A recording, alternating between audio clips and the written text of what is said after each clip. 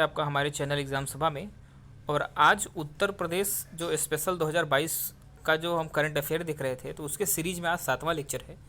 और किसी भी लेक्चर को आप स्किप मत करिए, क्योंकि एक दूसरे से लिंक है। ठीक है, कभी कभी आपका एक परियोजना दूसरे परियोजनाओं में जब कन्वर्ट होता है, तो वो आपका अलग अलग वीडियो में आपको देखने को मिलेगा। मैं हर महीने का कंपाइलेशन जो है उसको यहाँ पे कवर कर रहा हूँ, जो कि 2022 के परीक्षाओं के लिए आपका तर्कसंगत रहेगा। तो आज के वीडियो में हम शुरुआत करते हैं। सबसे पहला जो समाचार है वो ये है कि पारदर्शी कंपोजिट सिलेंडर का उत्तर प्रदेश के कुछ जिलों में संचालन शुरू किया गया है। आप ये जो देखते हैं कि एलपीजी सिलेंडर जो घरों में आपका खाना बनाने के लिए जो उपयोग जो यूज किया जाता है, तो वो आप सिलेंडर देखते होंगे कि लाल रंग का होता है, और वो आपका स्टील्स मतलब कि आपका लोहे के पदार्थ से बना होता है, एमआई से बना होता है। तो उसमें कई बार यह समस्या आती है कि उसमें सिलेंडर अगर लीक है तो ब्लास्ट होने की संभावना रहती है, या फिर सिलेंडर को कभी कभी उसका गैस आपको कम होने की शिकायत भी देखने को मिलती है। तो उन सभी चीज़ों को समाप्त करने के लिए पारदर्शी कंपोजिट सिलेंडर यहाँ पे उसकी शुरुआत की गई, जिसको IOCL ने बनाया है, Indian oil corporation limited, IOCL के द्वारा निर्मित किया गया है। और उत्तर प्रदेश के कुछ शहरों में इसकी शुरुआत की गई है, जैसे लखनऊ, गोरखपुर, वाराणसी, ठीक है, प्रयागराज और कानपुर। ये आपके 5 शहरों में, पूर्वांचल के लगभग 5 शहर हैं, तो यहाँ पे इसकी शुरुआत की गई है। और ये सिलेंडर जो है किससे बना हुआ है, तो पॉलीमर फाइबर ग्लास से बना हुआ है। और इसकी शुरुआत नवंबर 2021 से शुरुआत कर दी गई है, होम डिलीवरी की जाएगी। इसमें अच्छी बात यह है कि इस सिलेंडर में ब्लास्ट होने की संभावना बहुत बहुत कम है, और उसके साथ में इसमें पारदर्शी रहेगा, तो आपको दिखेगा कि कितना आपका लिक्विड LPG भरा हुआ है, तो इसमें आपका काफ़ी पारदर्शिता रहेगी।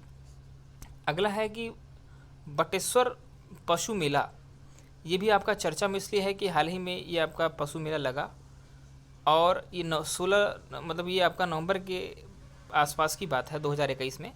और जो बटेश्वर मेला है ये कहाँ लगता है, अगर आपसे पूछा जाए तो आप बता सकते हैं कि ये आपका आगरा में लगता है, यमुना तट पर लगता है, और कार्तिक मास में लगता है। ठीक है, हिंदी अगर मासों की बात करेंगे, महीनों की बात करेंगे, तो कार्तिक मास में लगता है। तो बटेश्वर पशु मेला आप ध्यान रखेंगे, ये आपका 3 चरणों में लगता है। पहले चरणों में कुछ पशुओं का मेला लगता है, दूसरे चरण में आपका गाय जैसी पशुएं, और तीसरे चरण में आपका सांस्कृतिक कार्यक्रम होता है। तो इस तरीके से आपका बटेश्वर पशु मेला जो है वो आपका हर साल आपका यहाँ आगरा में कार्तिक माह में देखने को मिलेगा। पूर्वांचल एक्सप्रेस वे के बारे में अलग से जब मैं एक्सप्रेस वे का वीडियो बनाऊंगा उसमें तो हम चर्चा करेंगे ही, लेकिन अभी उसमें कुछ इंपॉर्टेंट बातों की छोटी सी चर्चा कर लेते हैं। तो पहली बात ये समझिए कि इसको 341 किलोमीटर लंबा इसका विस्तार है। पूर्वांचल नाम से स्पष्ट है कि ये उत्तर प्रदेश के पूर्वी क्षेत्र में ये एक्सप्रेस वे बन रहा होगा। इसकी शुरुआत, या आप कह लीजिए कि इसकी घोषणा जो है वो 2018 में प्रधानमंत्री मोदी के द्वारा आजमगढ़ से की गई थी।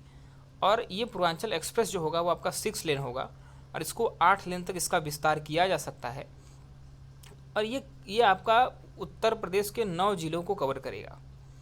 तो ये कैसे कवर करेगा उसको देखते हैं। तो लखनऊ, बाराबंकी, अमेठी, सुल्तानपुर, अयोध्या, अंबेडकर नगर, आजमगढ़, मऊ और गाजीपुर।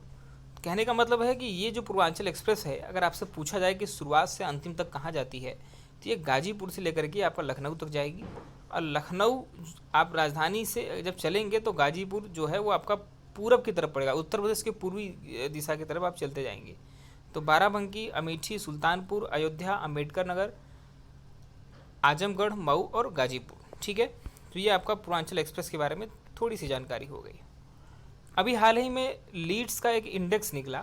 ठीक है, तो लीड का इंडेक्स, पहले इसका LEADS, तो लीड्स 2021 का जो इंडेक्स निकला है, ये आखिर इसका फुल फॉर्म देखते हैं क्या है। तो logistics ease across different states. कहने का मतलब है कि लॉजिस्टिक मतलब होता है कि अगर सामानों का यातायात करने की जो सुविधा होती है उसको लॉजिस्टिक कहते हैं। तो लॉजिस्टिक जो है मतलब कि माल ढुलाई, इसको हिंदी में ऐसा समझिए कि माल ढुलाई जो है, अगर एक प्रदेश से दूसरे प्रदेश में आपका डिफरेंट कैसे है, अक्रॉस डिफरेंट स्टेट्स, मतलब एक जैसे उत्तर प्रदेश से मध्य प्रदेश में अगर कोई भी आपका सामान मतलब वहाँ से ट्रकों के द्वारा या ट्रेन के द्वारा पास हो रहा है, तो उसमें कौन सा प्रदेश अच्छी प्रगति कर रहा है, ठीक है, कहाँ पे टोल टैक्स की समस्या नहीं है, या फिर यातायात अच्छा है, कितने स्पीड में वो निकल जाता है, ठीक है, वहाँ पे ट्रैफिक कितना उसको मतलब क्लियर मिल रहा है। तो इन सभी बातों को लेकर के ये आपका इंडेक्स बनाया गया। इसमें उत्तर प्रदेश क्यों चर्चा में है, क्योंकि 2021 में उत्तर प्रदेश ने 7 अंकों की छलांग लगाई है और पहले 2020 में 13वें स्थान पे था, अब ये 6वें पोजीशन पे पहुंच चुका है। मतलब अब लीड्स जो आपका logistic ease across different state 2021 का रिपोर्ट है उसमें 6वें पोजीशन पे पहुंच गया है, मतलब आसानी के लिहाज से। ठीक है, अब देखते हैं कि कौन कौन से प्रदेश का है। तो पहली बात, तो पहले नंबर पे आपका गुजरात है, दूसरे नंबर पे हरियाणा, तीसरे नंबर पे पंजाब, चौथे नंबर पे तमिलनाडु, पाँचवें पे महाराष्ट्र, छठवें पे यूपी, सातवें पे उड़ीसा, आठवें पे आपका कर्नाटक, नौवें पे आंध्र प्रदेश और 10वें पे तेलंगाना है। तो 10 का नाम बहुत है, इसमें से आपका यूपी जो है वो आपका 6th पोजीशन पे आ चुका है। पहले नंबर पे आपका गुजरात है, इतना मेरे हिसाब से सही होगा। ठीक है, अब मेरठ में एक सिंगल पॉइंट है कि मेरठ में आप जानते होंगे कि मेजर ध्यानचंद स्पोर्ट्स विश्वविद्यालय बन रहा है, ये तो आप जानते ही होंगे, ये छोटी सी समाचार था। अगला है कि अखिल भारतीय राजभाषा सम्मेलन, जो कि जनरली क्या होता है कि वो आपका नई दिल्ली में हुआ करता है, लेकिन अभी आज़ादी का अमृत महोत्सव जो चल रहा था तो उसके अंतर्गत इसको बनारस में आयोजित किया गया, वाराणसी में आयोजित किया गया, और ये आपका राजभाषा विभाग के द्वारा आयोजित किया गया और पंडित दीनदयाल उपाध्याय हस्तकला संकुल वाराणसी के अंतर्गत ही है, वहीं पर इसको 2 दिवसीय कार्यक्रम में इसके आयोजित किया गया। अगला, अभी हमने एक्सप्रेसवे के बारे में पढ़ा पूर्वांचल, अब कुछ अन्य एक्सप्रेसवे किन किन जगहों से गुजरता है उसका संक्षिप्त जानकारी प्राप्त करते हैं। तो पहला इस चरण में हम देखेंगे बुंदेलखंड एक्सप्रेस। नाम से स्पष्ट है कि बुंदेलखंड क्षेत्र में होगा। ठीक है, तो बुंदेलखंड एक्सप्रेस आपका 300 किलोमीटर लंबा होगा। ये चित्रकूट, बांदा, हमीरपुर, महोबा, जालौन, औरैया, इटावा, मतलब चित्रकूट से लेकर के इटावा तक इसका विस्तार होगा। ये लगभग आपका बुंदेलखंड का ही रीजन आता है। तो 1, 2, 3, 4, 5, 6, 7, ये आपका 7 जिलों से होकर के आपका होएगा बुंदेलखंड एक्सप्रेस वे। तो समझिएगा कि 300 किलोमीटर लंबा है। ठीक है, चित्रकूट, बांदा, हमीरपुर, उसके बाद महोबा, जालौन, औरैया, इटावा। ठीक है क्या। अब एक गोरखपुर एक्सप्रेस वे है जो कि 90 किलोमीटर लंबा है। ये कौन कौन से जिलों से होके जा रहा है, तो गोरखपुर, अंबेडकर नगर, संत कबीर नगर और आजमगढ़। तो ये गोरखपुर को आजमगढ़ से जोड़ रहा है, ये भी हो गया आपका। अब गंगा एक्सप्रेसवे की बात कर लेते हैं। इसमें आपका काफ़ी इसमें काम तेज़ी से चल रहा है, 2024 तक बनने की भी संभावना है। इसमें 600 किलोमीटर जो है वो आपका 600 किलोमीटर लंबा गंगा एक्सप्रेसवे रहेगा और ये उत्तर प्रदेश के ही 12 जिलों को जोड़ेगा। मतलब कहाँ से शुरुआत होगी, मेरठ के एक गांव बिजौली से शुरुआत होगी और ये आपका प्रयागराज तक आएगा। मतलब ये लगभग पूरे प्रदेश को कवर कर रहा है। ठीक है, मतलब आप दिल्ली के क्षेत्र से लगभग वहाँ से लेकर के, और ये ऐसा बताया भी जा रहा है कि प्रयाग जो आपका इसके डिस्टेंस है उसको लगभग 8 से 10 घंटे में कवर हो जाएगा। प्रयागराज से अगर कोई दिल्ली जाना चाहेगा तो वो आपका बाई रोड 10 घंटे 12 घंटे में जा सकता है। तो काफ़ी सही है अगर आपका सिंगल एक्सप्रेसवे बन जाता है। तो ये आपका इसका काम चल रहा है। तो इसमें आपका प्रयागराज के जुंदापुर दांडू, ठीक है, ये आपका गांव का नाम है, तो वहाँ तक जा रहा है। तो कौन कौन से 12 ज़िले हैं एक बार उसका नाम पढ़ लेते हैं। तो मेरठ, हापुड़, बुलंदशहर, अमरोहा, संभल, बदायूं, शाहजहांपुर, हरदोई, उन्नाव, रायबरेली, प्रतापगढ़ और प्रयागराज। ये आपका 12 जिलों से होकर के जा रहा है। अभी कुछ परियोजनाएं बुंदेलखंड क्षेत्र में देखने को मिली हैं जो कि प्रधानमंत्री के द्वारा या फिर चीफ मिनिस्टर के द्वारा वहाँ पे कुछ योजनाओं का शिलान्यास किया गया। जैसे एक तो बहुत बड़ी परियोजना बन रही है केन बेतवा लिंक परियोजना, उसके बारे में आपका अभी उसका काम चल रहा है, वो आपका लंबी परियोजना है। ठीक है, उसके बारे में अलग से वीडियो बनाया जा सकता है उसको। उसके अलावा अगर देखा जाए तो बुंदेलखंड रीजन में आपका महोबा एक ज़िला है। आप जानते हैं बुंदेलखंड अभी हमने बात की थी, तो महोबा ज़िला के आसपास जैसे चाहे ललितपुर हो, हमीरपुर, बांदा, महोबा, तो इनमें कुछ परियोजनाएं चल रही हैं जैसे कि अर्जुन सहायक सिंचाई परियोजना। तो इसमें क्या है कि हमीरपुर, बांदा, महोबा इन तीनों ज़िलों में इसका लाभ होगा। इसमें सिंचाई से संबंधित आपका परियोजनाएं देखने को मिलेंगी क्योंकि बुंदेलखंड जो रीजन है वो हमेशा पानी की स्कार्सिटी में रहा है, पानी की कमी में रहा है। तो केन बेतवा लिंक परियोजना भी उसी के अंतर्गत आपका बनाया जा रहा है। अगला है आपका रतौली बांध परियोजना। ठीक है, उसके बाद आपका भावनी बांध परियोजना ललितपुर में बन रहा है।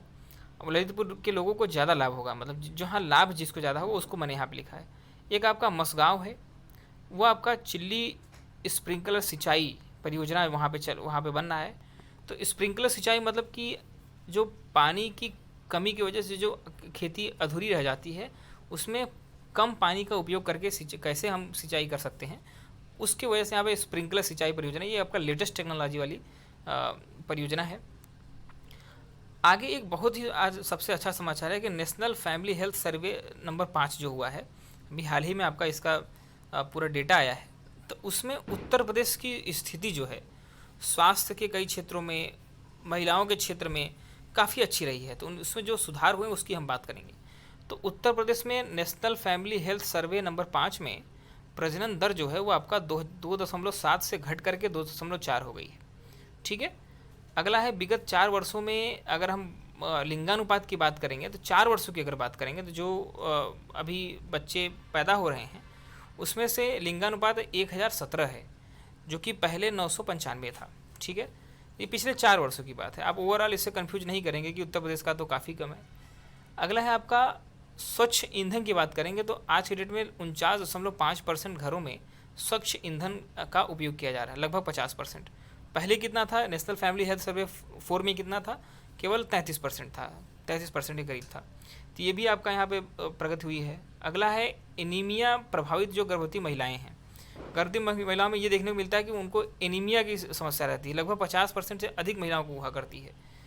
तो ये आपका मतलब नेशनल लेवल का मैं डाटा बात कर रहा हूँ, उसमें 5.1% की कमी देखने को मिली है, जबकि नेशनल लेवल पे केवल 1.8% की ही कमी देखने को मिली है। अगला आपका है कि संस्थागत जो प्रसव है, तो मतलब इंस्टीट्यूशनल जो डिलीवरी है, बच्चों की डिलीवरी है, वो आपका पहले 67.8% हुआ करता था, अब ये आपका 83.4% हो गया है। परिवार नियोजन उपाय अगर बात करेंगे तो उसमें आपका 62.4% हुआ है, जो कि वृद्धि हुई है, अच्छा हुआ है। तो ये आपका कुछ आपका नेशनल फैमिली हेल्थ सर्विस से संबंधित कुछ डेटा था। अगला है कि नोएडा में इंटरनेशनल एयरपोर्ट बन रहा है, जो कि गौतम बुद्ध नगर के अंतर्गत आता है, ज़िले के अंतर्गत आता है, और 25 नवंबर 2021 को पीएम के द्वारा इसका शिलान्यास भी किया गया। ये प्रदेश का 5वां इंटरनेशनल एयरपोर्ट होगा। अभी कुछ दिन पहले मैंने आपको कुशीनगर के एयरपोर्ट के बारे में भी जानकारी दी थी। इसको बनाया किसने है या बनाएगा कौन, मतलब क्योंकि अभी ये बन रहा है ना, तो ये मतलब कि बनने के चरण में है, 2024 में इसका कंप्लीट होने की संभावना है। तो ज्यूरिक एयरपोर्ट इंटरनेशनल जो है उसके द्वारा इसको बनाया गया है। इसमें कुछ बहुत सी सुविधाएं रहेंगी, मतलब ग्राउंड लेवल पे काफ़ी सुविधाएं रहेंगी और इंटरनेशनल लेवल की सुविधाएं रहेंगी। और ये माना जा रहा है कि ये जब बनकर तैयार होगा, ये आपका कई 3 चरणों में बनकर तैयार होगा, तो 8 साल बाद जब बनकर तैयार होगा, ये दुनिया का चौथा सबसे बड़ा इंटरनेशनल एयरपोर्ट होगा। इसकी एक और खासियत है कि एनसीआर रीजन में, जो आपका नेशनल कैपिटल रीजन है, तो उसमें आपका एनसीआर रीजन में अभी जो लखनऊ जो आपका दिल्ली का एयरपोर्ट है, वही आपका पूरा बोझ वहन करता है लोगों का। इससे क्या होगा कि लोगों को सुविधा होगी, अतिरिक्त सुविधा होगी। अब यहाँ पे नोएडा इंटरनेशनल एयरपोर्ट में एमआरओ की भी सुविधा होगी, ये हर एयरपोर्ट में नहीं होता। मेंटेनेंस, रिपेयर और ओवरहॉलिंग की, मतलब कि अगर मान लीजिए ऐसा होता है कि अगर किसी जहाज़ को तेल भरना है तो वो हर जगह नहीं भराया जा सकता। अगर किसी जहाज़ में कोई मेंटेनेंस का काम देखना है या रिपेयरिंग करनी है तो वो सब नहीं हो पाता, ऐसी सुविधाएं नहीं होती थी, लेकिन नोएडा एयरपोर्ट में आपका रहेगा। अगला है कि उत्तर प्रदेश में बहुआयामी गरीबी सूचकांक में यूपी का जो पोजीशन है वो आपका नीचे से पिछड़ेपन के हिसाब से 3रे नंबर पे है। तो ये आपका लोअर रैंकिंग आपका 3rd नंबर पे है। इसमें अभी भी यूपी में अगर बहुआयामी, ठीक है, मल्टी अगर हम गरीबी सूचकांक देखा जाए तो 37.79% जो है वो आपका गरीबी यहाँ पे देखने को मिल रही है। इसमें पहले नंबर पे बिहार है, दूसरे पे झारखंड, तीसरे पे यूपी आता है। बात करेंगे कि अगर कुपोषण की बात करेंगे, ये आपका गरीबी और कुपोषण जो है, कुपोषण एक अंग है, ठीक है, गरीबी का। तो सिक्किम देश का ऐसा सबसे अच्छा राज्य है जहाँ पे कुपोषण सबसे कम है, ठीक है। अब उत्तर प्रदेश के अंतर्गत जिलों की बात करें तो किन जिलों की स्थिति सबसे दयनीय है सूचकांक में, तो श्रावस्ती में बहुआयामी जो गरीबी है वो सबसे अधिक है। तो श्रावस्ती नंबर 1 पे आपसे समाचार पूछ सकता है, तो श्रावस्ती जिले की हालत सबसे दयनीय है, 74.38%, यहाँ पे मैंने परसेंटेज लिख दिया है। दूसरे पे आपका बहराइच, तीसरे पे बलरामपुर, चौथे पे लखीमपुर खीरी, और फिर इसके बाद गोंडा। तो ये आपका कुछ 5-6 शहरों के मैंने नाम बता दिए। 71.88%, 69.8% आप यहाँ पे देख सकते हैं। अगर बात करेंगे उत्तर प्रदेश के कौन से ज़िले में सबसे कम जो है वो आपका बहुआयामी गरीबी है तो वो है आपका लखनऊ। लखनऊ में 12.16% ही आपका है यहाँ पे गरीबी। अब इसका सीरीज देख लेते हैं कि मतलब अच्छी स्थिति वाले 5 शहरों के, मतलब 5 जिलों के नाम पढ़ लेते हैं। तो पहला तो हो गया आपका लखनऊ 12.16%। दूसरे पे कानपुर नगर है, वो 14.34%। उसके बाद आपका गौतम बुद्ध नगर है।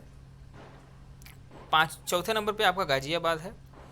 फिर उसके बाद 5वें नंबर पे झांसी है 20%। तो ये आपका इस तरीके से गरीबी सबसे न्यूनतम जहाँ पे है उनका यहाँ पे सीरीज मैंने बता दिया। अंतिम है कि नवाब वाजिद अली शाह प्राणी उद्यान, जो कि आपका 100वां वर्ष मना रहा है, तो उसके बारे में आपसे पूछ सकता है, क्योंकि 50 वर्ष 100 वर्ष अगर कहीं होता है तो वो पूछ लेता है। तो ये आपका मध्य लखनऊ में स्थित है, ठीक है। इसको लखनऊ का हार्ट भी कहा जाता है, क्योंकि यहाँ से ऑक्सीजन जो है वो भारी मात्रा में, आप जानते हैं कि पेड़ जो है आपका ऑक्सीजन रिलीज करते हैं, तो ये आपका इस वजह से चर्चा में था। तो ये आपका हो गया आप उत्तर प्रदेश स्पेशल का करंट अफेयर का 7th लेक्चर। इसी तरह के वीडियो देखने के लिए हमारे चैनल को आप सब्सक्राइब